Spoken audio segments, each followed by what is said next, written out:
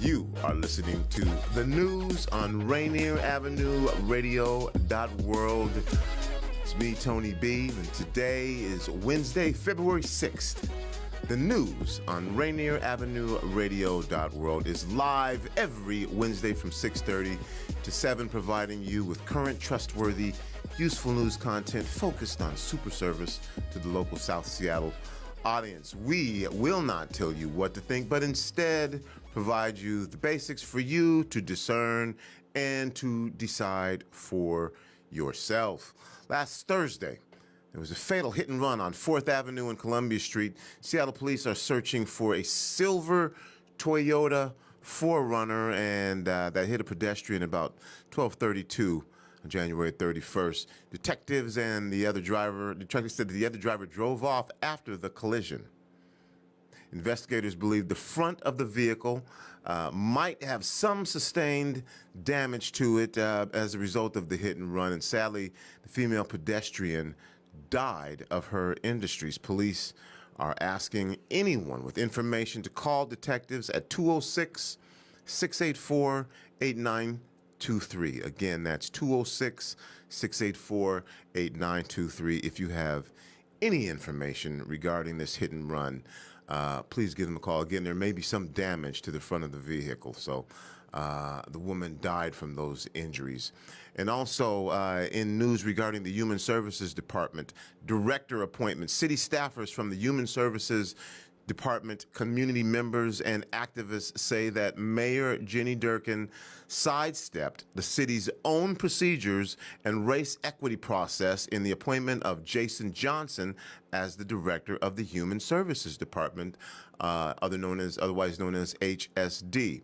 The folks gathered January 24th at a special meeting of the Seattle City Council's Human Services, Equitable Development, and Renters' Rights Committee to challenge the appointment and call for a full search and selection process that includes input from community members and social service providers. Among the crowd were a range of folks, including anti-racist activists, residents of the self-managed tent encampments, and art participants of the Neighborhood Safety Alliance. Now, Savant, who represents District 3 and is up for re-election this year, held the meeting at Miller Community Center in the Seattle Central District to get feedback on Johnson's appointment.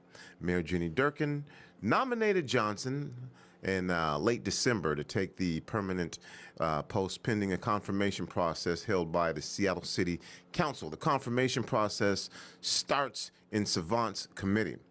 Savant said she would oppose the appointment if those in attendance at her committee meeting, which was held on January 21st, desired it. Almost all did, arguing that his appointment sidestepped the spirit of the city's race and social justice initiative, which they said calls for an open, public, and competitive process of recruiting and selecting leaders within the city. Even outside of Savant's meeting, others have lined up to question how Durkin selected Johnson, which was done apparently without an open application process or a formal search, as would have been done with other recent searches for department heads. Now, it's been argued that the mayor's office made the decision independently and without input from community members, particularly those who would be most affected by the work of HSD. With an open process, some said the appointment was anything but racially equitable. The Human Services Department is critical of Seattle works to support those struggling at the margins and growing housing costs, gentrification, and growing population of people experiencing homelessness. The department has a budget of just over $200 million, $80 million of which is dedicated to homeless services and operations. Activists and MC Jarrell Davis described coming from the South End to the Central District and seeing the range of people and life experiences in Seattle, noting that the critical role the Human Services Department should play in supporting people. As businesses develop and more enterprise develops, as more white folks come into the black neighborhoods, the human department has dwindled and depreciated, Davis said. So as much as we are investing in these enterprises, we need to be investing into people. And to my belief, my understanding, Human Services Department is one of those places that manufacture that. That's according to Jarrell Davis. Now, when the mayor's office has maintained that Johnson has garnered support from key stakeholders, including African Community Housing and Development and the Chief Seattle Club, among others, some people and groups have argued that they have not been invited to the table. In more news regarding Seattle police, according to Seattle Police Department's 2019 use of force report, police are using force at lower levels, which doesn't fully explain why it is used primarily against African Americans at disproportionately higher rates. Now, the report covers the use of force incidents involving Seattle police officers between January 1st and December 31st, 2018. It is part of a series to show whether federally mandated police reforms are being sustained with the ultimate goal of terminating a court-ordered agreement by 2020. The updates are provided to the United States District Court Judge James Robert. Now, officers reported using force at a rate of less than 0.25% out of nearly 400,000 incidents to which they responded. In 2018, officers used the lowest type of force 83% of the time, this type being type 1 force, which is a force that causes transitory pain, the complaint or transitory pain, disorientation, or intentionally posting or a firearm or a beanbag shotgun. Now, the report for 2018 also shows racial disparities, and black males represented 32% of cases where force was implemented, according to the Seattle Times. Cases involving black females surged to represent 22% of incidents where force was used, and African Americans made up about 7% of Seattle's population. White males made up 41% of cases reported, whereas white females made up 47% of cases reported. Cases involving other minorities such as Latino, Asian, Native American, or other non-whites each made up less than 5% of the reports. Now, over to you, Kendra. Thanks, Tony. A measles outbreak is now an emergency in Washington state. Measles, declared eliminated as a major public health threat in the United States almost 20 years ago, has reemerged this winter in the Pacific Northwest and other states where parents have relatively broad leeway over whether to vaccinate their children. 79 cases of measles have been reported by the Centers for Disease Control and Prevention since the start of this year. 50 cases of the highly contagious disease were in Washington state. An outbreak of measles has also occurred in the Orthodox Jewish community in Brooklyn, where 64 confirmed cases of measles were reported, mostly late last year. That outbreak began, the CDC said, when a child who had not had a measles vaccination caught the virus on a visit to Israel, where a large outbreak of the disease was occurring. But no place has been hit harder since January than Clark County, Washington, a fast-growing corner of the metropolitan area near Portland, Oregon. Clark County health officials declared a medical emergency last month and say there have been 49 cases, most of them children under the age of 10. Clark County has one of the lowest vaccination rates in Washington state. About 78% of the kindergarten through high school population is vaccinated, according to state figures. Along with other cities, mainly in the West, including Seattle, Phoenix, Salt Lake City, and Houston, Portland is considered a hotspot for families that opt not to vaccinate for medical, philosophical, or religious reasons. For measles, epidemiologists generally consider the threshold for preventing public measles outbreaks to be a vaccination rate of 93% or higher. If you have a population that is unvaccinated, it's like throwing a match into a can of gasoline, said Dr. Alan Melnick, Clark County's public health director. Measles, Dr. Melnick said, is exquisitely contagious and immunization rates have been dropping. Measles can cause permanent neurological damage, deafness, and in relatively rare cases, death. All states allow parents to exempt children from vaccination for medical reasons, and most also allow for religious exemption, according to the National Conference of State Legislators. But 17 states, including Washington, Oregon, Colorado, and Texas, have gone further, allowing parents to keep their children from being vaccinated for unspecified personal or philosophical reasons. Some may be connected to a broader anti-vaccination movement, including concerns that vaccines lead to autism, an idea that has been widely debunked. In 2018, 17 measles outbreaks were reported, mostly in pockets around the nation. In 2017, 75 cases were reported in Minnesota, in a Somali American community with low vaccination coverage. In 2015, 147 cases across multiple states were tied to an amusement park in California, which an infected person was said to have visited, according to the CDC. In Washington state's legislature, a bipartisan group of lawmakers is pushing to reverse the state's rule allowing philosophical or personal exemptions to vaccination. A bill, filed in the midst of the measles outbreak, has yet to be voted on. In honor of Black History Month, RainierAvenueRadio.World would like to give you a quick summary of upcoming events.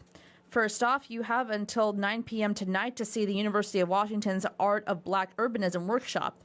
There, University of Pennsylvania professor Dr. Matthew Miller and Seattle artist Jessica Reichel for a discussion of Black visibility and quote-unquote shifting spaces in the community. On Thursday from 6 to 9 p.m., the Seattle Art Museum will hold the 2019 Kijiji Night, where you can experience the spirit of an African village through live musical performance honoring Ghanaian recording artist Samani and Seattle's Gabriel Teodros, among other events.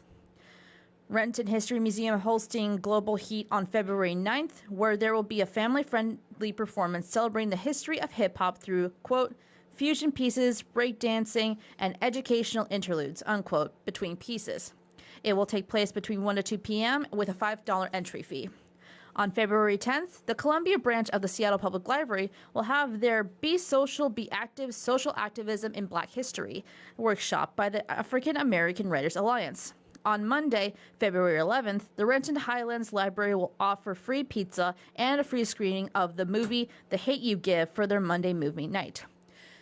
This is the news on RainierAvenueRadio.World. We will be back with national news after this short break.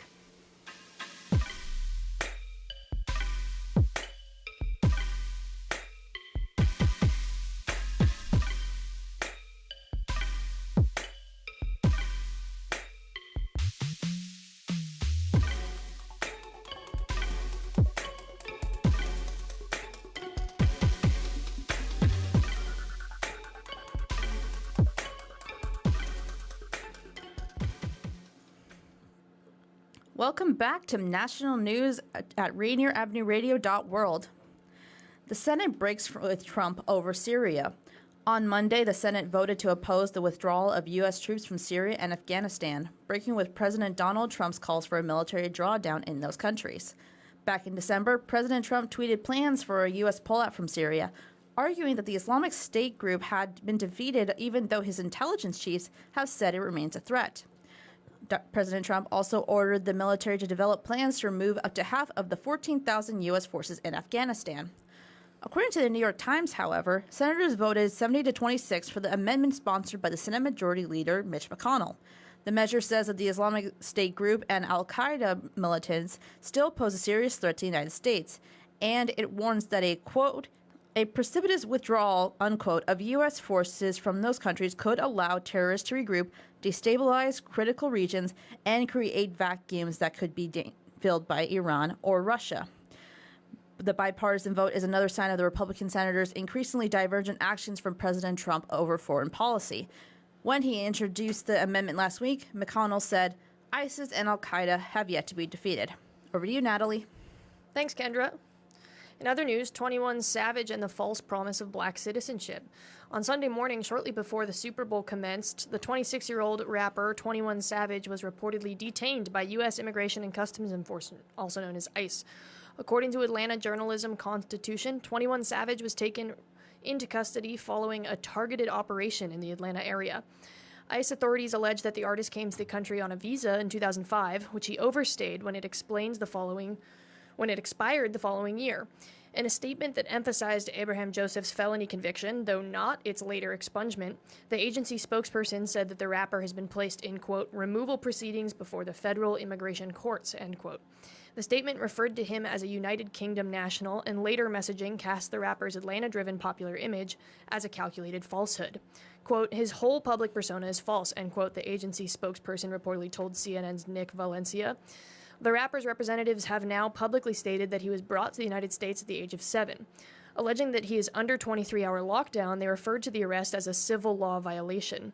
Much of their arrests, not just with the circumstances of his arrest, but also with ICE's framing of 21 Savage's inherent criminality. The agency did not note that he was brought to the U.S. as a minor, a circumstance many dreamers share, or that he filed a visa application in 2017. Nor was there any explanation of the rapper's ethnic background. 21 Savage was born in London, but his family has direct links to Dominica, as he has discussed in interviews. In other news, the Trump administration gets an earful on new campus sexual assault rules. The Department of Education has been inundated with approximately 100,000 public comments on its proposed new rules for how campuses handle cases of sexual assault. Secretary Betsy DeVoe opened the public comment period 2 months ago after unveiling her plan to replace Obama-era rules with regulations that, she says, would better protect the accused. The window for comments closes Wednesday at midnight. At a recent meeting of the Boston University Students for Reproductive Freedom Club, Sage Carson with the survivor advocacy group known as Your 9 joined in by video conference, updating students on what the proposals would do. I'll be blunt, she says, it's devastating. She tells the students the proposed rules would mean schools don't automatically have to investigate incidents alleged to have occurred in private, off-campus apartments, or misconduct that is reported to a coach or resident advisor, for example, instead of the official Title IX officer. She then instructs students how to formally file their objections through the Hands Off 9 website. A Mad Libs type of template makes commenting easy and then forwards submissions on to the official regulation comment website. Students first fill in their name and identify as a survivor or concerned citizen, for example. Then they can pick from a list of rules they take issue with and then from a list of studies and data that bolster their case. Carson urges the students to make it their own. As long as you submit something that is personal and you say why it's important, the department is legally required to respond, she says. It takes about 5 to 10 minutes. It's super simple and can have real-world implications. Activists hope the sheer volume of comments will force officials to pay attention. There's no official count of supporters and opponents, but even those who favor the new rules concede they're getting beat. Success, however, is hardly certain. Past efforts, for example, the one that generated millions of comments on net neutrality, ultimately failed to sway administration officials' minds. Officials may take months to review the comments and respond. They'll likely give schools some lead time before enacting the new regulations, and inevitable legal challenges may bring further delays. That means it could be close to 2020 election before any new regulations take effect. Activists say that may ultimately be how the issue is decided. As Dauber put it, the way to get rid of these regulations is to get rid of the people who wrote them. We will be back shortly after the short break with global news. This is the news on RainierAvenueRadio.World.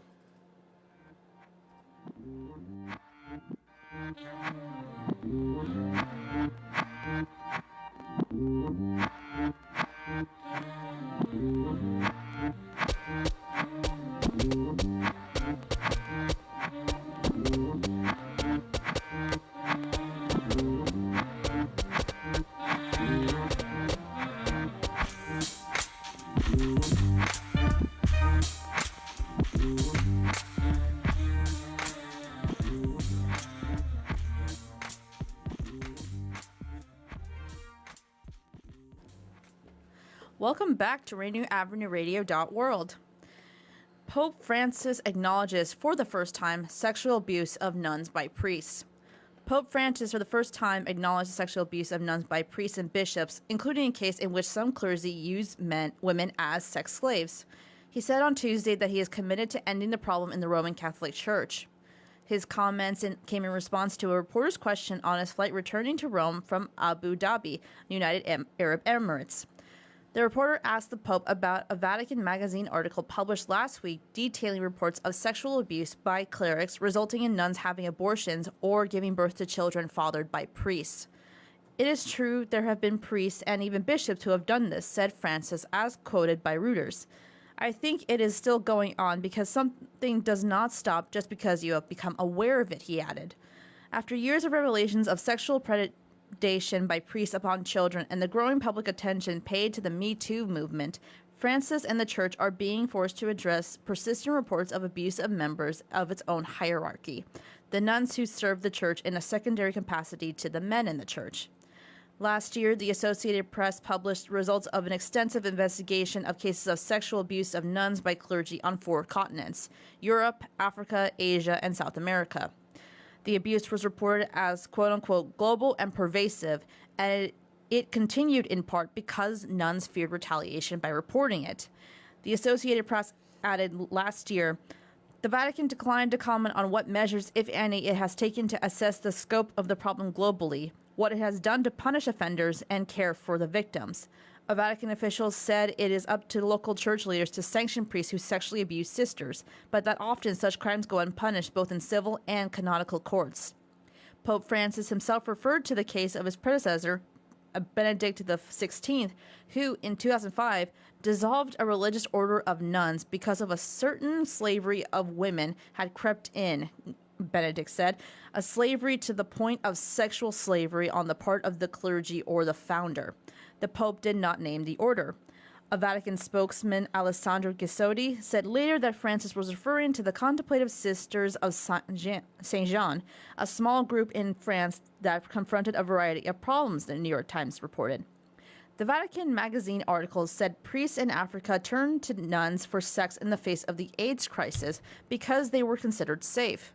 Nuns in Chile and India also reported sexual abuse by priests.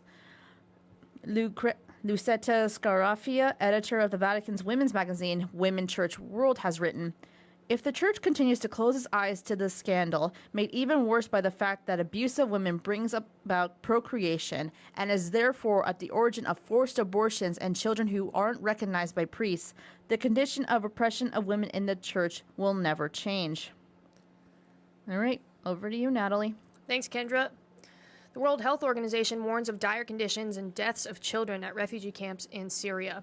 At least 29 children and newborns have died over the past 2 months in or on their way to the Al-Hol refugee camp in northeastern Syria, the World Health Organization says, as the camp struggles to deal with cold winter conditions and an influx of displaced people. Most of the children died of hypothermia, according to a report from WHO released Thursday. About 23,000 people have arrived at the camp in Hasakeh province in just 8 weeks, WHO says. Once made up mostly of Iraqi refugees, the camp near the Iraq-Syria border has tripled in size since December, from about 10,000 to nearly 33,000 people. Most of the new residents are Syrian women and children fleeing fighting between U.S.-backed Syrian Democratic Forces and the remnants of the Islamic State. Many arrivals spend days in unheated reception and screening areas, according to WHO, after making the journey from neighboring Deir ez-Zor province on foot or in open-air trucks. Hundreds of thousands of Syrians have been displaced, many numerous times during the battle to retake large swaths of the country captured by ISIS in 2014. The surge in arrivals to Al-Hol this winter comes as Kurdish and Arab forces say the fight has reached its last days, NPR's Lama Al-Aryan reports. Many children come to the camp separated from their parents, and authorities are working to reunite families. Elizabeth Hoff, who's representative in Syria, says aid terms are struggling to cope with the critical situation in the camp. The vast majority of people at Al-Hol live in tents provided by UNHCR, the UN's refugee agency, according to a relief web profile released last summer. At the time, well before the influx of displaced Syrians, nearly 2/3 of residents reported inadequate shelter, including poor conditions and lack of electricity. After this short break, we'll be back to you with sports at RainierAvenueRadio.World.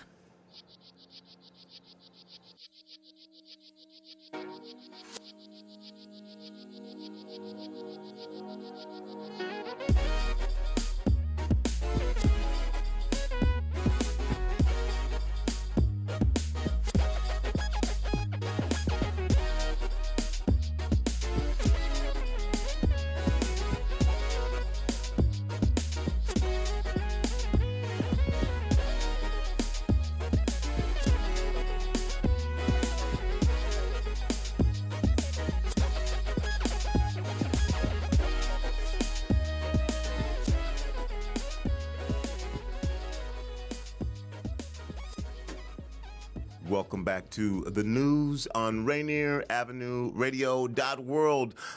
Taking a look at local sports, the Storm has re-signed Crystal Langhorne and Mercedes Russell.